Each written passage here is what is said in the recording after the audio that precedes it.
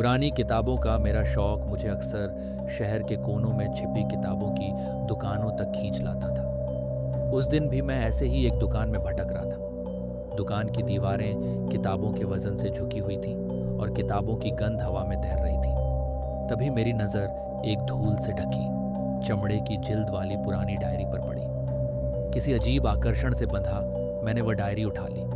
Cover पर कोई नाम नहीं था, बस एक गहरा खरोंच जैसा निशान।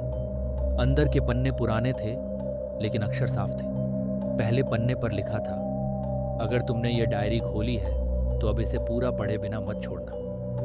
मेरे हाथ कांपने लगे लेकिन उत्सुकता हावी हो गई। मैंने डायरी खरीद ली और घर लौट आया। रात को मैं अकेला था। हल्की बारिश हो रही थी और मेरे कमरे में हल्की सी ठंड थी। मैंने कंबल ओढ़कर डायरी पढ़नी शुरू की। ये एक आदमी की कहानी थी जिसका नाम राजेश था। वह एक लेखक था जिसने अपनी जिंदगी में अजीब घटनाओं का सामना किया था। शुरुआत में सब कुछ सामान्य लग रहा था, पर जैसे जैसे मैंने आगे बढ़ा घटनाएं अजीब और भयावह होती गईं। राजेश की डायरी में लिखा था कि उसे एक रहस्यमयी आवाज़ सुनाई देने लगी थी जो उसे अपने पास बुलाती थी। वह रात में अपने कमरे की दीवारों से खुरचने की आवाज़ें सुनता था और एक दिन उसे अपने बिस्तर के नीचे किसी का साया दिखा। ये सब पढ़कर मेरी धड़कनें तेज हो गईं। अगले कुछ पन्नों में उसने बताया कि एक रात उसे किसी ने बिस्तर से खींच लिया था। जब उसने बत्तियां जलाईं तो कमरे में कोई नहीं था, पर उसके शरीर पर नाखूनों के गहरे निशान थे। ये सब पढ़कर मेरे रोंगटे खड़े हो गए। मुझे ऐसा महसूस हो रहा था कि कोई मुझे भी देख रहा है। कमरे का तापमान अचानक और गिर गया। मैंने एक झटके से चारों तरफ देखा, पर कुछ नहीं था। मैंने पढ़ना जारी रखा। डायरी में लिखा था कि राजेश ने उस आत्मा के साथ एक सौदा किया था। वह उसे अनंत शक्ति और प्रसिद्धि देगा, लेकिन बदले में उसकी आत्मा ले लेगा। राजेश ने डर के मारे उसे मना कर दिया था, लेकिन उसके बाद उसकी जिंदगी तबाह हो गई।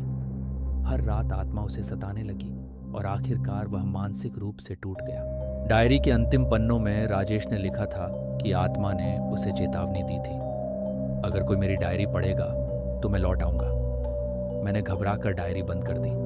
मेरे दिल की धड़कनें तेज हो रही थीं। उसी वक्त दरवाजे पर एक हल्की सी खरोंच की आवाज आई। मेरी सांसें रुक गईं। यह सिर्फ मेरा वहम हो सकता था, लेकिन आवाज लगातार तेज हो रही थी। मैंने बत्तियां बुझा दी और बिस्तर के अंदर घुस गया, पर आवाजें बंद नहीं हुई। अचानक खिड़की पर एक परछाई दिखी। वह बिल्कुल वैसी ही थी जैसा राजेश ने अपनी डायरी में वर्णन किया था। मैं हिल भी नहीं पाया, जैसे किसी ने मुझे जकड़ लिया हो। और फिर मेरे कान के पास एक धीमी फुसफुसाहट आई, तुमने मेरी डायरी पढ़ी है, अब मैं लौट आया हूँ। अगले कुछ दिनों तक मेरे साथ अजीब घटनाएं होने लगी। हर रात मुझे खरोंचने की आवाज़ें सुनाई देने लगी और कभी कभी ऐसा लगता जैसे कोई मेरा पीछा कर रहा हो। मैंने डायरी को जलाने की कोशिश की, पर आग उसे छूते ही बुझ जाती। धीरे धीरे मुझे एहसास होने लगा कि मैंने कुछ बहुत ही भयावह चीज़ खोल दी है। एक रात जब मैं अपने कमरे में सो रहा था, मुझे एक झटके से नींद से उठाया गया। मेरे कमरे की दीवार पर खून से कुछ लिखा हुआ था, तुम अगले हो। मैं बिस्तर से उठकर भागने की कोशिश कर रहा था, लेकिन तभी दरवाज़ा खुद ब खुद बंद हो गया। मेरी सांसें तेज हो गईं। उस रात मुझे राजेश की डायरी का अंतिम सच पता चला।